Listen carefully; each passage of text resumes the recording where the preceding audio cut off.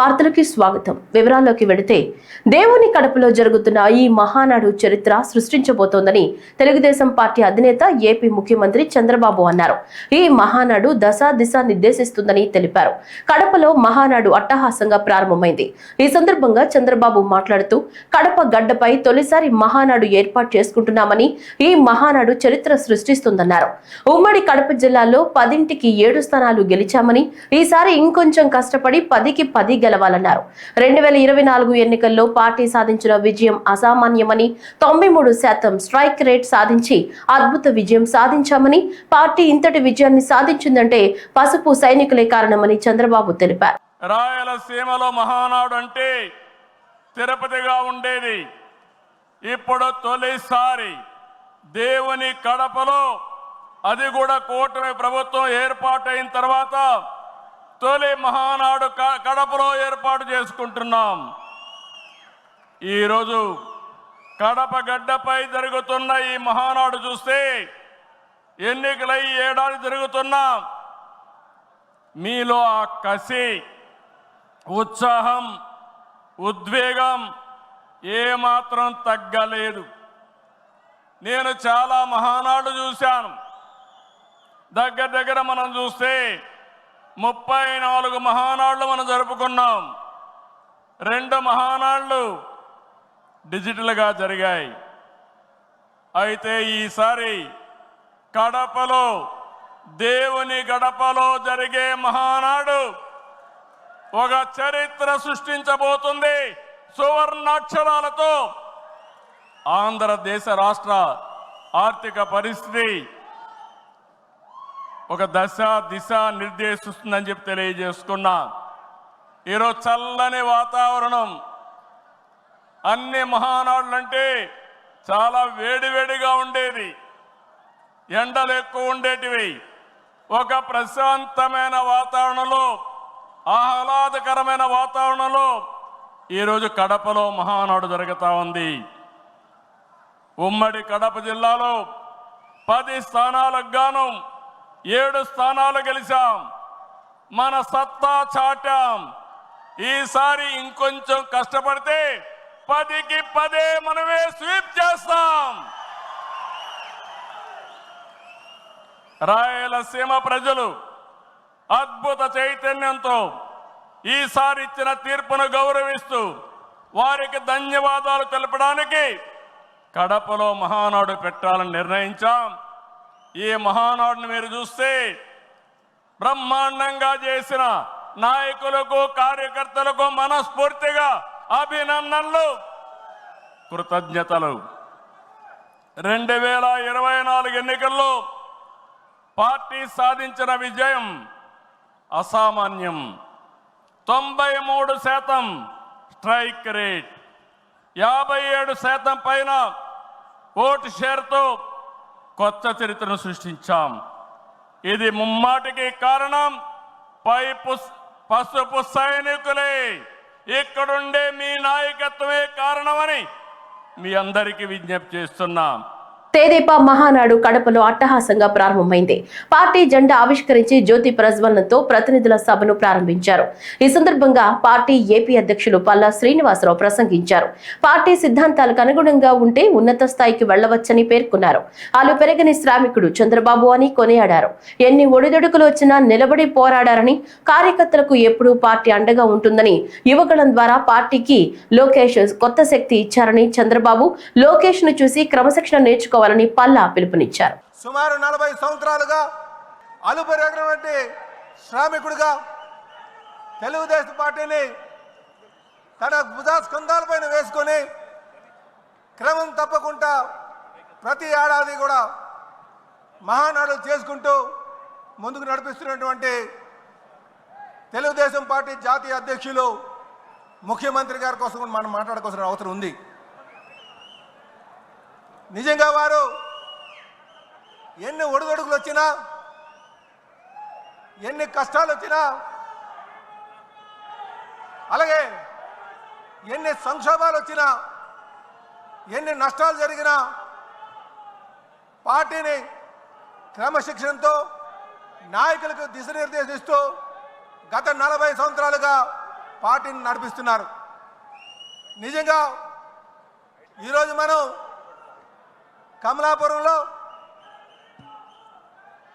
సీకేదండి మండలంలో పబ్బాపురంలో జరుగుతున్నటువంటి ఈ మహానాడు సాక్షిగా మనమందరూ కూడా వారికి అండగా ఉండాలి, వారి అడుగుజాడల్లో నడవాలి, మంచి నాయకులుగా తయారవ్వాలని చెప్పి ఈ సందర్భంగా తెలియజేస్తున్నాం. వారు నా సారథ్యంలో అనేక సంస్కరణలు తీసుకొచ్చి విజన్ 2020 తీసుకొచ్చి ఆ రోజు విజన్ 2020 అంటే ఎగతాళి చేశారు. కానీ 2020కి వచ్చిన తర్వాత ఆ విజనరీ లీడర్ యొక్క ఆలోచనలు ప్రపంచం అంతా కూడా గమనించింది. What CBN things today the nation things tomorrow అనే విధంగా వారి ఆలోచనలు ఉంటుందనడానికి విజన్ 2020 నిదర్శనం అని చెప్పి తెలియజేస్తున్నాం. అలాగే ఈరోజు 2047 స్వర్ణాంధ్ర అనే విజన్ తీసుకున్నారు. దానికి మనమందరం కూడా ఆయన అడుగుజాడల్లో నడవాల్సిన అవసరం ఉందని చెప్పి ఈ సందర్భంగా తెలియజేస్తున్నాం. అలాగే ఈరోజు కాలానికి అనుగుణంగా నిర్ణయాలు తీసుకుంటూ యువగలం ద్వారా యువతని పార్టీలోకి తీసుకొచ్చి జవసత్వాలను చేకూర్చినటువంటి లోకేష్ బాబు కోసం మనం మాట్లాడుకోవాల్సిన అవసరం ఉంది. కార్యకర్తలందరికీ అండగా ఉంటూ వారి సంక్షేమాన్ని తీసుకుంటూ వారికి ఏ కష్టం వచ్చినా సరే ఆదుకుంటూ ముందుకెళ్తున్నటువంటి తీరు, అలాగే వారు మనకి రేపు కాబోయే భవిష్యత్ నాయకుడు అని చెప్పి ఈ సందర్భంగా తెలియజేస్తున్నాం. ఏదో ఎన్టీ రామారావు గారు మనవడనో చంద్రబాబు నాయుడు గారు అబ్బాయనో నేను ఈ మాట మాట్లాడలే. నేను క్షుణ్ణంగా దగ్గరుండి ఆయన గమనించాను కనుక ఈ మాట చెప్తున్నా. తెదేపా మహానాడు అంగరంగ వైభవంగా ప్రారంభమైంది. పార్టీ అధినేత చంద్రబాబు మహానాడు ప్రాంగణంలోని చిత్తూరు పార్లమెంటు ప్రతినిధుల నమోదు కేంద్రంలో పేరును రిజిస్ట్రేషన్ చేయించుకున్నారు. ఫోటో ప్రదర్శనను తిలకించారు.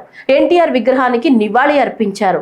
ముఖ్య నాయకులను వేదికపైకి ఆహ్వానించి చంద్రబాబు పార్టీ జెండాను ఆవిష్కరించారు. వేదికపై మా తెలుగు తల్లికి గీతాలాపన చేశారు. మృతి చెందిన పార్టీ కార్యకర్తలకు, నేతలకు మహానాడు వేదికగా నాయకులు సంతాపం వ్యక్తం చేశారు.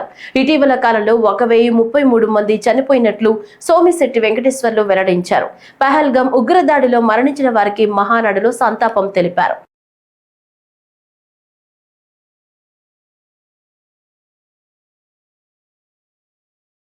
అసెంబ్లీ సాక్షిగా గత ప్రభుత్వం హయాంలో తల్లులను అవమానించారని మంత్రి టీడీపీ జాతీయ ప్రధాన కార్యదర్శి నారా లోకేష్ ఆరోపించారు. ఇవాళ మహానాడులో తొలి రోజు ఆయన మాట్లాడుతూ తెలుగు ప్రజల కోసం పోరాడుతోంది కేవలం టీడీపీయేనని అన్నారు.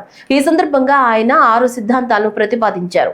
తెలుగు జాతి విశ్వఖ్యాతి, యువగళం, స్త్రీశక్తి, అన్నదాతకు అండగా, పేదల సేవల్లో సోషల్ రీ ఇంజనీరింగ్, కార్యకర్తలే అధినేత అంటూ నాయకులు, కార్యకర్తలకు సూత్రాలను వివరించారు.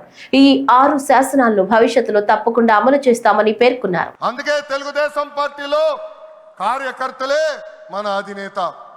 ఈ రోజు మేమందరం ఈ వేదిక మీద నుంచున్నామంటే దానికి కారణం తెలుగుదేశం పార్టీ కార్యకర్త చెమట. ఆనాడు చంద్రబాబు గారు ఒక్క పిలిపిస్తే బాబు షూరిటీ భవిష్యత్ గ్యారంటీ చేశారు. నేను ఆనాడు నియోజకవర్గానికి వచ్చి మాట్లాడా, శంఖారావం చేయాలి, ప్రతి గడప తొక్కాలంటే మీరందరూ తొక్కారు. అందుకే కార్యకర్తలందరూ చెప్తున్నా, నాయకుల చుట్టూ తిరుగుతాం కాదు, ప్రజల చుట్టూ తిరగండి, మిమ్మల్ని ఎత్తుక్కుంటా వస్తుంది ఈ తెలుగుదేశం పార్టీ. కార్యకర్తలే తెలుగుదేశం పార్టీ బలం, బలగం. దేశంలో ఏ ప్రాంతీయ పార్టీకి లేని విధంగా 1 కోటి మంది సభ్యత్వం, 1 కోటి మంది కుటుంబ సభ్యులు ఒక తెలుగుదేశం పార్టీకే సొంతం. పార్టీ ఆవిర్భావం నుంచి కార్యకర్తలకు అండగా నిలబడింది తెలుగుదేశం పార్టీ. మన చంద్రన్న హయాంలో ఆత్మవిశ్వాసంతో తెలుగు ప్రజల భవిష్యత్తుకు పునాది మనం వేశాం.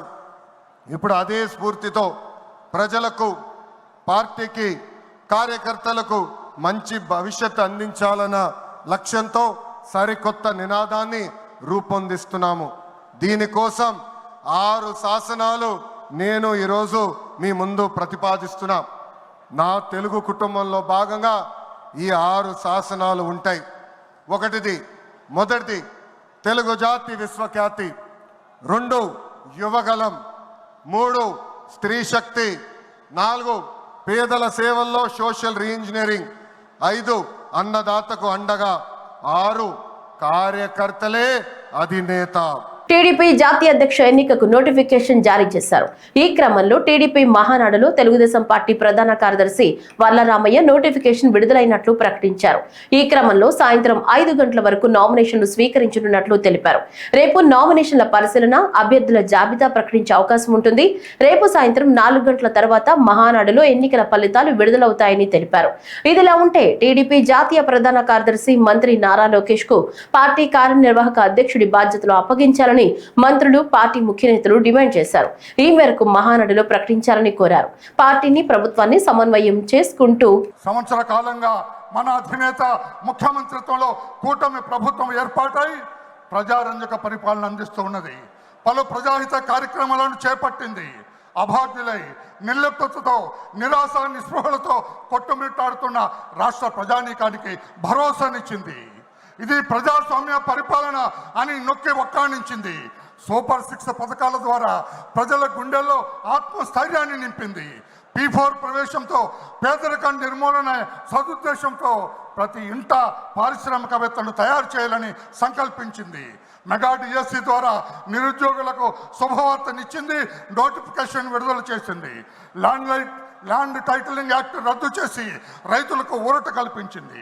మహిళలకు దీపం పథకం కింద 3 గ్యాస్ సిలిండర్లు ఇచ్చి వారి ఇళ్లలో వెలుగు నింపింది. రేపో మాపో బస్సుల్లో మహిళలకు ఉచిత ప్రయాణానికి నాంది పలకబోతుంది. తల్లికి వందనం రేపటి విద్యా సంవత్సరం ప్రారంభం నుండి అమలు చేయబోతుంది. రైతుకు అన్నదాత సుఖీభవ ద్వారా నగదు అందించబోతుంది. రాష్ట్రమంతా శాంతి భద్రతలు సజావుగా సాగుతున్నాయి. మత సామరస్యం వెల్లివిరిచింది.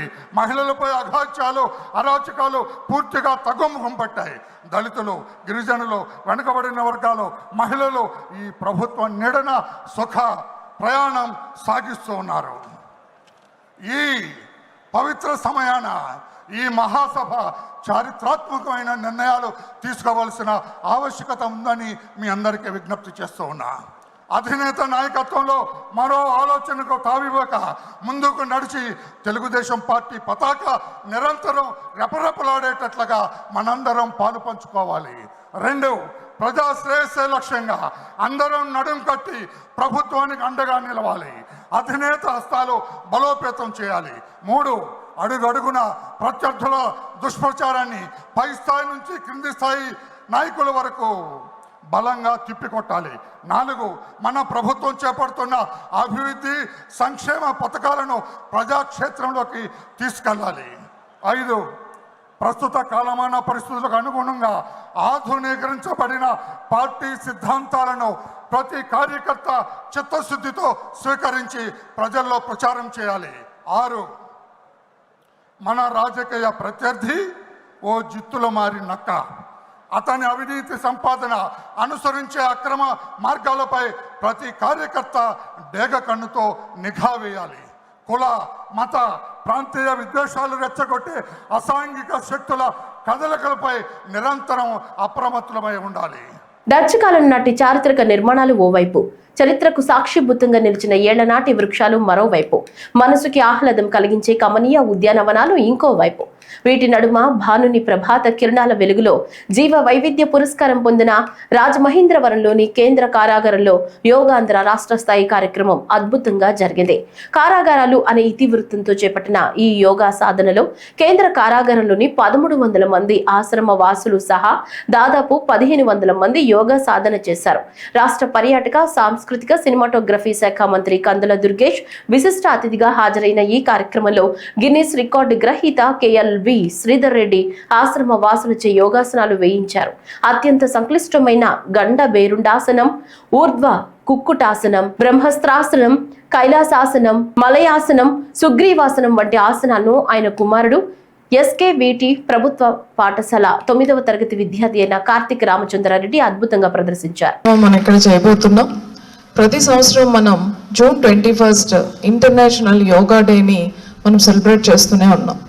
అలా చేసేటప్పుడు ఒకరోజు ఒక ప్రాంతంలో ఒక కార్యక్రమాన్ని చేయడం, యోగా అనేది భారతీయతకు సంబంధించింది, అలానే అది మనకే సొంతమైన ఒక జ్ఞానం కాదు, దాన్ని ఇంకా మనం విస్తృతంగా చేయాలి, ప్రజల్లోకి తీసుకువెళ్ళాలి.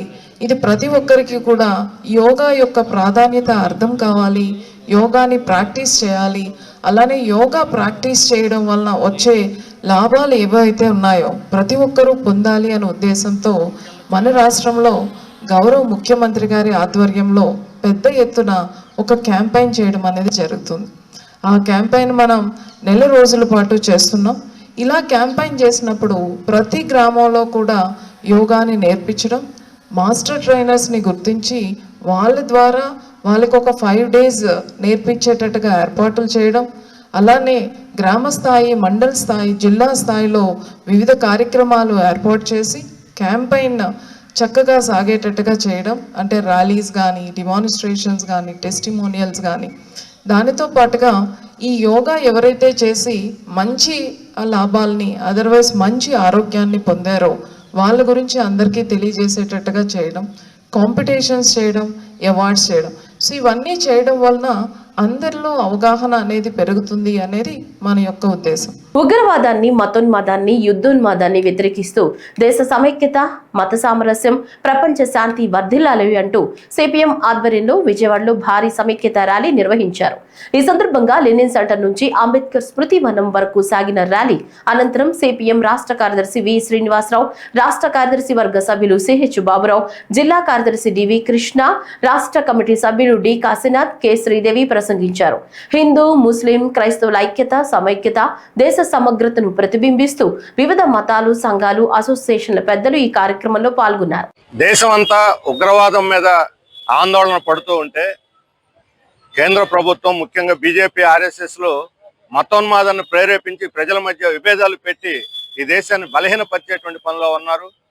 కాశ్మీర్ పెహల్గాంలో జరిగిన ఘటన అనంతరం ప్రజలందరూ, కాశ్మీర్ ప్రజలు ఆ రోజు టూరిస్టులకి భద్రత ఇచ్చి వాళ్ళని కాపాడి అన్ని వారి ప్రాంతాలకు పోవటానికి సహకరించారని ప్రతి ఒక్కళ్ళు చెప్పారు. ఆ తర్వాత కూడా దేశం అంతా హిందూ, ముస్లింలు కలిసి ఉగ్రవాదానికి వ్యతిరేకంగా పోరాడాలనేటువంటి ఒక పద్ధతిలో దేశంలో ఇంతకు ముందు ఎన్నడూ లేని విధంగా ముస్లింలు కలిసి ఉగ్రవాదాన్ని ఎదుర్కోవాలనేటువంటి ఒక మంచి వాతావరణం వచ్చిన సందర్భంలో ముస్లింలని దాడి చేస్తూ ముస్లింలకు వ్యతిరేకంగా ఈ నెల రోజుల్లో 112 ఘటనలు ముస్లిం మీద దాడులు జరిగింది. టార్గెట్ చేసి మీరు ఉగ్రవాదులు, మీరు ఉండటానికి వీలు లేదని టార్గెట్ చేసి చేయటం అంటే ఈ దేశ ఐక్యతను దెబ్బతీయటం. ఇప్పుడు దాదాపు 40 రోజులు కావస్తుంది పహల్గాం ఉగ్రవాదులు దాడి చేసి. ఆ ఉగ్రవాదులు ఎక్కడున్నారో, ఏం చేస్తున్నారో ఇంతవరకు ప్రభుత్వానికి తెలియదు. ఎలా వచ్చారో తెలియదు, ఎలా పోయారో తెలియదు. ఇంతవరకు ఒక్క ఉగ్రవాదిని కూడా, దాడి చేసిన ఉగ్రవాదులు ఒక్క ఉగ్రవాదిని కూడా ఇంతవరకు పట్టుకోలేదు. పాకిస్తాన్ మీద దాడి చేశారు, ఉగ్రవాద శిబిరాలను ధ్వంసం చేశారు, ఆపరేషన్ సింధూరా పూర్తయింది, కానీ ఉగ్రవాదులు మాత్రం దొరకలేదు. ఏమనాలి దీన్ని? ఉగ్రవాద వ్యతిరేక పోరాటాన్ని కాకుండా సైనికులు ప్రాణాలు అర్పించి పోరాడుతుంటే ఆ సైనికులు వచ్చి ప్రధానికి పాదాబంధనం చేయాలంటాం, సోఫియా ఖురేషి లాంటి వాళ్ళని ఉగ్రవాద సోదరి అని చెప్పి అనటం, ఈ రకమైనటువంటి వ్యాఖ్యానాలతోటి దేశాన్ని, ప్రజలని అవమానపరిచే విధంగా చేస్తున్నారు. అంబేద్కర్ కోనసీమ ముమ్మిడివరం మండలం కమిని లంక సమీపంలో గోదావరిలో స్నానానికి దిగి 8 మంది యువకులు గల్లంతయ్యారు. కె గంగవరం మండలం సేరుల్లంక్ గ్రామంలో ఓ శుభకార్యానికి వచ్చిన కాకినాడ, రామచంద్రపురం, మండపేట గ్రామాల నుంచి వచ్చిన పలు కుటుంబాల వారుగా గుర్తించారు. పోలీసులు, స్థానికులు గాలింపు చర్యలు చేపట్టారు.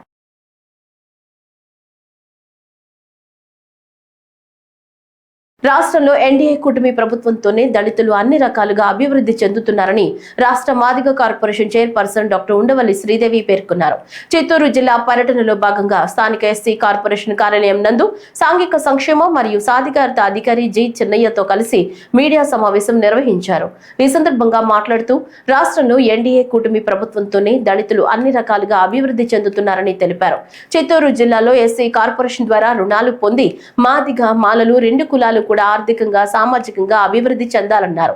చిత్తూరు జిల్లాలో 954 యూనిట్లు, తిరుపతి జిల్లాలో 1267 యూనిట్లు, మొత్తం 2221 యూనిట్లకు గాను 92 కోట్లు నిధులు మంజూరు చేయడం జరిగిందని తెలిపారు. ఉమ్మడి చిత్తూరు జిల్లాలో ఎస్సీ కార్పొరేషన్ ఆఫీస్కి విజిట్ చేయడానికి వచ్చాము. ఎందుకంటే గత ప్రభుత్వాలు ఏం చేసినాయి, ఇప్పుడు కొత్తగా మనం ఏం చేస్తున్నాం, ఎన్డీఏ కూటమి ప్రభుత్వం వచ్చిన తర్వాత అనేది మీకు చెప్పడానికి ఈ ప్రెస్ మీట్. ఇక్కడ ఆల్మోస్ట్ మీకు గమనిస్తే షాపింగ్ కాంప్లెక్సెస్ 117 ఉన్నాయి. దాని రెనోవేషన్స్ కొరకు ఆల్రెడీ రన్నింగ్ స్టేజ్లో ఉన్నాయి. మంజూరు చేయడం జరిగింది. ఇప్పుడు ఈ ఎన్డీఏ కూటమిలో ఏమేమి చేస్తో చెప్తున్నాం. తర్వాత మీకు గమనిస్తే చిత్తూరు జిల్లా గాను 954 యూనిట్స్ అండ్ తిరుపతి జిల్లాకి ఆల్మోస్ట్ 1267, టోటల్గా 2221, అంటే 92 కోట్లు శాంక్షన్ అయినాయి. మీరు గత ప్రభుత్వం గమనిస్తే ఇప్పుడే ఈడీ గారు చెప్తున్నారు, చెన్నై గారు, ఇక్కడ ఏమీ అభివృద్ధి అనే మాట లేదు. ఎందుకంటే ఆంధ్రప్రదేశ్ అంటే అక్షర క్రమంలో మనం ముందున్నాం, అభివృద్ధిలో కూడా ముందున్నాం. అంటే ఈ స్టార్ట్స్ విత్ ఆల్ఫాబెట్లో ఏ కనుక మన ఆంధ్రప్రదేశ్ అక్షర క్రమంలో ముందుండి కూడా మనం ఏం సాధించలేదు. గత 5 సంవత్సరాల్లో ఇక్కడ కార్పొరేషన్ లోన్స్ కానీ, ఇన్నోవా కార్స్ కానీ, భూమి కొనుగోలు పథకం కానీ, స్వయం ఉపాధి పథకాలు కానీ, లేదంటే కావాల్సిన ఏమన్నా వాళ్ళకి ఇస్తుంది. మీరు కనుక 2014-19 మధ్యన చంద్రబాబు నాయుడు గారు సీఎంగా ఉన్నప్పుడు ఆల్మోస్ట్ ఆయన 5 సంవత్సరాలు 7.5 లక్షల కోట్లు బడ్జెట్ ఇస్తే అందులో 40,000 కోట్లు ఎస్సీ ఎస్టీ సప్లాన్ నిధులకే ఆయన శాంక్షన్ చేశారు. ఆయన ఇచ్చిన సప్లాన్ నిధుల వల్ల ఆల్మోస్ట్ 4 లక్షల మందికి ఉపాధి కల్పించారు. అంతేకాకుండా ఇంకా కొంతమంది లైక్ ఎవరైనా ఈ స్వయం ఉపాధి చేసుకోవాలన్న వాళ్ళకి అలా లబ్ధి పొందిన వాళ్ళకి 2.5 లక్షల మంది ఉన్నారు. అట్ సీసీ రోడ్స్ అయితేనేంటి, లేక శ్మశాన వాటికలు, లేక అంబేద్కర్ భవనాలు, చాలా పెనుమార్పులు జరిగినాయి. లోకేష్ గారు అయితే తను ఐటీ మినిస్టర్, రూరల్ డెవలప్మెంట్ మినిస్టర్గా ఉన్నప్పుడు 4,000 పైన కిలోమీటర్లు ఆయన సీసీ రోడ్స్ వేస్తే ఆల్మోస్ట్ అవి ఎక్కువగా గంటవాడల్లోనే ఉంటాం మనం గమనించాలి. ఆ రోజుల్లో ఎవరన్నా కానీ డ్రైవర్స్, ఎప్పుడు డ్రైవర్ అంటే డ్రైవరే కారు నడపకుండా ఆ డ్రైవర్ కూడా ఓనర్ చేసింది చంద్రబాబు నాయుడు గారు. చిత్తూరు జిల్లా ఎస్ఆర్పురం మండలం ఏఆర్పురం పంచాయతీకి చెందిన 7 గ్రామాల ప్రజలు తమ పశువులు మేత మేయడానికి ప్రభుత్వం కేటాయించిన భూమిని ఆక్రమించుకున్నారని, దీంతో పశువులకు మేత లేక ఇబ్బందులకు గురవుతున్నామని జిల్లా సచివాలయంలో ఏర్పాటు చేసిన ప్రజా ఫిర్యాదులు వేదికలో వారు అధికారులకు విన్నవించుకున్నారు. ఎస్ఆర్పురం మండలానికి గత కొన్ని సంవత్సరాలుగా మెయిన్ 2 ఎకరాలు కుక్కరాలకు అనేది ఉండింది. దానివల్ల 7 పంచాయతీలు దాంట్లో పశువులు మేపుకొని జీవనం చేస్తూ ఉండే, కూలింపు చేసుకుంటూ జీవనం చేస్తున్నారు. మన స్టేట్ గవర్నమెంట్, సెంట్రల్ గవర్నమెంట్కు 1,200 ఎకరాలు BRDO ప్రాజెక్ట్ చేసింది. దాన్ని అనుకొని ఏఎంపురం పంచాయతీ, ఎస్ఆర్పురం మండలం, ఆర్ఆర్పురం ఎస్టీ కాలనీ, ఆర్ఆర్పురం ఇది ఏఎంపురం ఒడ్డిన్లు, ఏఎంపురం ఆదివాడ, ఏఎంపురం హరిజనవాడ, 5 గ్రామాలు ఆ 18 ఎకరాల పశువుల మేపలో కూలి చేసుకుంటూ, పశువులు మేపుకుంటూ, మేకలు మేపుకుంటూ జీవనం చేస్తున్నారు. ఒక మూతుపట్టి రైతు మాకు పాస్ పుస్తకాలు ఇస్తున్నారనేసి సృష్టించుకొని అందరినీ దౌర్జన్యంగా 4 రోజులు మమ్మల్ని కొట్టడానికి ఇచ్చేస్తున్నారు. వాళ్ళకి ఎట్ట పాస్ ఇచ్చారు మాకు తెలియదు, కానీ గవర్నమెంట్ న్యాయం చేయాల్సింది కోరుతున్నాం.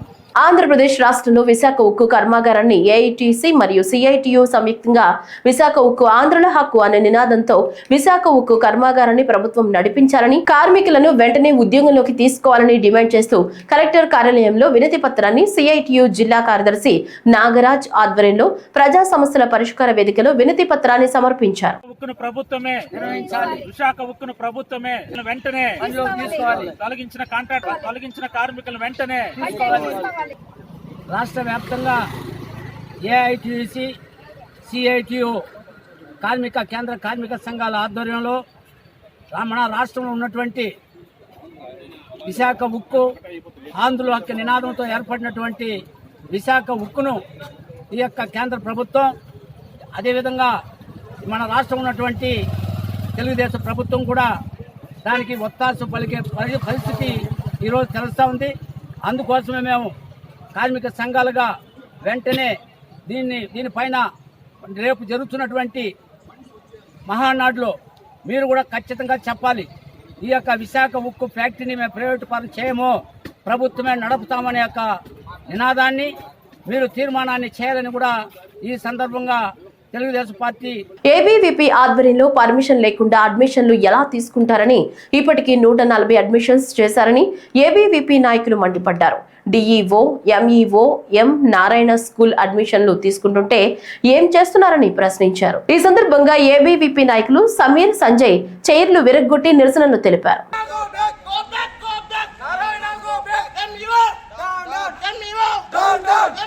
లేకుండా నారాయణ స్కూల్ అనేది కామారెడ్డికి రావడం జరిగింది. ఎటువంటి పర్మిషన్స్ లేకుండా అడ్మిషన్ ఫామ్ ఎటువంటి పర్మిషన్స్ లేకుండా అడ్మిషన్ ఫామ్ చేసి ఇక్కడ ఇప్పటికీ 140 అడ్మిషన్ చేయడం జరిగింది. ఇక్కడ అడ్మిషన్స్ ఇప్పటికీ మొన్న వారం రోజుల కింద ఇక్కడికి వస్తే ప్రిన్సిపల్ సార్ ఏమని చెప్పారంటే మాకు 1 వీక్ టైం ఇవ్వండి, పర్మిషన్ తీసుకొచ్చుకుంటామని చెప్పారు. ఇప్పటికీ ఎటువంటి పర్మిషన్ లేదు. డిఈఓ ఫోన్ చేస్తే డిఈఓ ఏమంటున్నాడంటే ఇప్పటికీ నాకు అసలు ప్రపోజల్ కూడా పెట్టలేదని చెప్పేసి డిఈఓ అంటున్నాడు. ఎంఈఓ మొత్తం ఫోన్ స్విచ్ ఆఫ్ పెట్టుకున్నాడు. ఎంఈఓ 100% చెప్తున్నాం. ఎంఈఓ నారాయణ కాలేజ్ ఏదైతే ఉందో స్కూల్ ఏదైతే ఉందో ఇక్కడ లంచం తీసుకున్నాడు. ఎంఈఓ లంచం తీసుకున్నాడు కాబట్టి ఫోన్ లిఫ్ట్ చేయట్లేదు, ఫోన్ లిఫ్ట్ చేసి మాట్లాడట్లేదు. ఇప్పటికీ ఒక 50 సార్లు ఫోన్ చేసినా కానీ ఫోన్ లిఫ్ట్ చేయట్లేదు, ఫోన్ మాట్లాడట్లేదు. ఎటువంటి పర్మిషన్ లేకుండా పాంప్లెట్స్ నడిపిస్తున్నారు, ఇక్కడ అడ్మిషన్ చేస్తున్నారు. ఇవన్నీ పని చేయాలా? నారాయణ స్కూల్ ఏదైతే ఉందో దీన్ని వెంటనే సీజ్ చేయాలని చెప్పేసి ఇప్పటికీ చాలా సార్లు పై అధికారులకు చెప్పాము. ఎవరు చెప్పినా పట్టించుకోని పరిస్థితి నారాయణ కాలేజ్. ఇక్కడ సమాధానం చెప్పే వరకు ఈ నిరసన ఆగదు.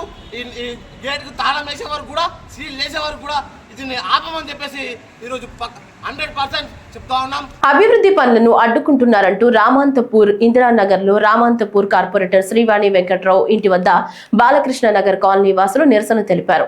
ఈ సందర్భంగా తమ కాలనీలో డ్రైనేజీ పైప్ లైన్ అభివృద్ధి కోసం 72 లక్షల రూపాయల పనులు శాంక్షన్ అయితే ఆ పనులను స్థానిక బీజేపీ కార్పొరేటర్ అడ్డుకుంటున్నారని ఆరోపిస్తూ ఇంటి వద్ద ధర్నా నిర్వహించారు.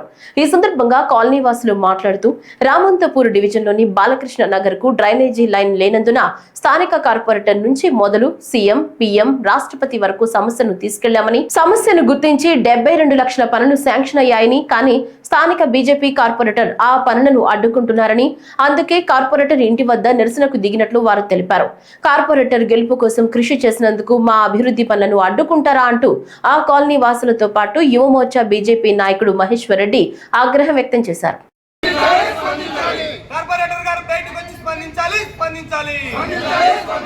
అధికారులతో మాట్లాడి ప్రారంభించాలి. అధికారులతో మా పైప్ లైన్ మార్చాలనుకుంటే తస్మత్ జాగ్రత్త. మా పైప్ లైన్ మార్చాలనుకుంటే తస్మత్ జాగ్రత్త.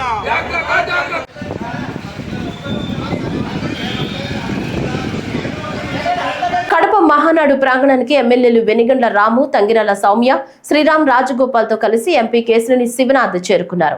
ట్రాఫిక్ కారణంగా మహానాడు ప్రాంగణానికి నడుచుకుంటూ చేరుకున్నారు. కడప మహానాడులో ఎంపీ కేశినేని శివనాథ్ తన పేరును నమోదు చేయించుకున్నారు.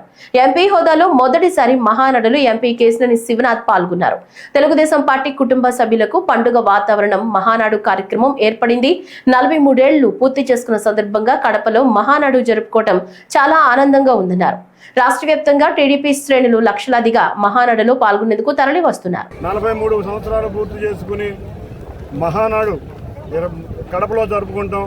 మా అందరికీ చాలా ఆనందంగా ఉంది. తెలుగుదేశం శ్రేణులందరూ కూడా రాష్ట్ర వ్యాప్తంగా తండాలుగా వచ్చి చూస్తే ఇప్పుడు దాదాపు మేము 2 గంటల ట్రాఫిక్ ఇరుక్కుపోయి రావాల్సి వచ్చింది, నడుచుకుంటూ రావాల్సి వచ్చింది. ఇదే తెలుగుదేశం పార్టీ శ్రేణులకు ఉన్న పండుగ వాతావరణం. ఈ మహానాడు వేదికగా ఇవాళ ఎన్నో కార్యక్రమాలే కాకుండా ఎన్నో తీర్మానాలు కూడా చేయబోతున్నాం. మళ్ళీ గౌరవ అధ్యక్షుడి కింద, నేషనల్ అధ్యక్షుడి కింద గౌరవ ముఖ్యమంత్రి నారా చంద్రబాబు నాయుడు గారిని, అంతేకాకుండా మా యువ నాయకుడు నారా లోకేష్ గారికి అత్యున్నత పదవి ఇవ్వాలని అందరి నాయకులు, కార్యకర్తల కోరిక. అదేవిధంగా ఈ మహానాడు సమావేశంలో తీర్మానం జరగబోతుందని అందరూ నాయకులు, కార్యకర్తలు ఆశగా ఎదురు చూస్తున్నారు. Madam madam madam madam Mancherial జిల్లా మందమర్రి కమ్యూనికేషన్ సెల్ మందమర్రి ఏరియాలోని సిఈఆర్ క్లబ్ లో ఏర్పాటు చేసిన కార్యక్రమంలో నెల రోజుల పాటు నిర్వహించుకున్న WPS and GA work people's sports and games వారి ఆధ్వర్యంలో ఉచిత వేసవి శిక్షణ శిబిరం మందమర్రి, బెల్లంపల్లి, సోమగూడెం, రామకృష్ణపూర్ స్టేడియాల్లో వాలీబాల్, అథ్లెటిక్స్, ఫుట్బాల్ వంటి క్రీడలో నిష్ణాతులైన కోచ్లను నియమించి శిక్షణ ఇవ్వడం జరిగింది. ఈ శిక్షణ శిబిరం ముగింపు కార్యక్రమానికి Mandamarri area general manager G Devender హాజరై విద్యార్థులకు క్రీడా దుస్తులను పంపిణీ చేశారు. ఈ సందర్భంగా మాట్లాడుతూ చదువుతో పాటు క్రీడల్లో రాణించాలని, క్రీడలు మానసిక ఉల్లాసానికే కాకుండా శరీర దృఢత్వానికి కూడా తోడ్పడతాయన్నారు. ఈ కార్యక్రమంలో personal manager S Shyam Sundar, AITC branch secretary Salendra Satyanarayana, అధికారుల సంఘం అధ్యక్షులు రమేష్, స్పోర్ట్స్ గౌరవ secretary Karthik, sports coordinator Shiva, sports general captain Srinivas, ground in-charge Tirupati, కోచ్లు, క్రీడాకారులు పాల్గొన్నారు. గౌరవ చైర్మన్ ఆదేశం ప్రకారం మనము మందమర్యాలలోని విద్యార్థులకి సమ్మర్ కోచింగ్ క్యాంప్ 30 తారీఖు నుండి ఈ రోజు వరకు దాదాపు 26 రోజులు మనము సక్సెస్ఫుల్ గా నిర్వహించుకున్నాము. ఈ కోచింగ్ క్యాంప్ ముగింపు కార్యక్రమానికి చేసిన AITC branch secretary Salendra Satyanarayana గారికి, అదేవిధంగా సీఎంఐ అధ్యక్షులు శ్రీ సత్కూరు రమేష్ గారికి అందరికీ శుభ సాయంకాలం, గుడ్ ఈవినింగ్.